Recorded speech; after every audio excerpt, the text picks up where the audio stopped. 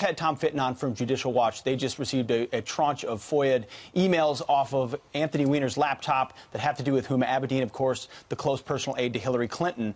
It reveals, again, how flippant is one way you could say it, reckless, grossly negligent, with classified information.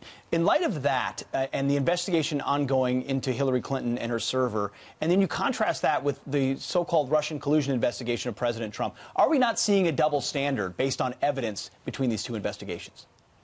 It's a horrible double standard. And imagine yourself as a low-level military recruit who takes a picture from his smartphone of a nuclear submarine because he was stationed on it. Innocent, foolish, but innocent. And he is in prison.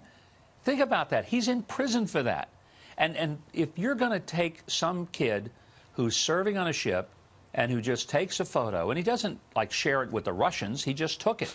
But he's in prison for that, and Hillary's not in trouble, and Huma Abedin is not in trouble, then I'm sorry. But Americans will become increasingly cynical about the justice system, and it's something we can't afford to have, is a justice system that we don't trust. And increasingly, Americans don't trust the Department of Justice, don't trust the law enforcement agencies because they feel like that they are politically selective in who they go after and what they try to do to them. Governor Huckabee, in the New York Times this week, President Trump suggested that he thought Jeff Sessions has not been as loyal to him as Eric Holder was as the Attorney General to President Obama. If Huma Abedin skates on this and Sessions or his DOJ does not prosecute, how long a leash do you think President Trump is going to let him have, or do you think he's going to lose patience with his Attorney General?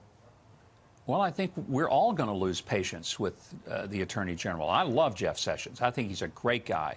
But he's got to do the job that he's there to do, and that's to universally enforce the law. And when I say universally, without regard to who a person is, if they're the highest person in the land or if they are the lowest person in the land.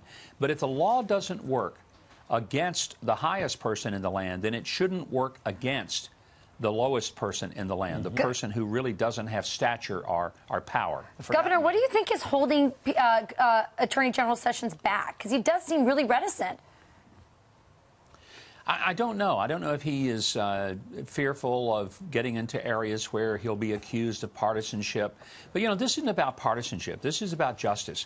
And the one thing I believe that most Americans want, except for the extremes, maybe on the left, and extremes maybe on the right who don't want their people touched, fact is, we just want the law to be equally applied. We want people like Lois Lerner at the IRS, who abused her position and used the power of our government, not her government, our government, and all that it entailed against us. We want people like Bruce Orr and Peter Strzok and Lisa Page, who use the power of their government offices to go after people, not because they were criminals, but because they were political opposites. This is a dangerous place. This is the kind of thing you see in totalitarian countries where the power of government is used to step on your political enemies. That's a dangerous, dangerous thing for a republic like the one we live in. One more topic for you, Governor.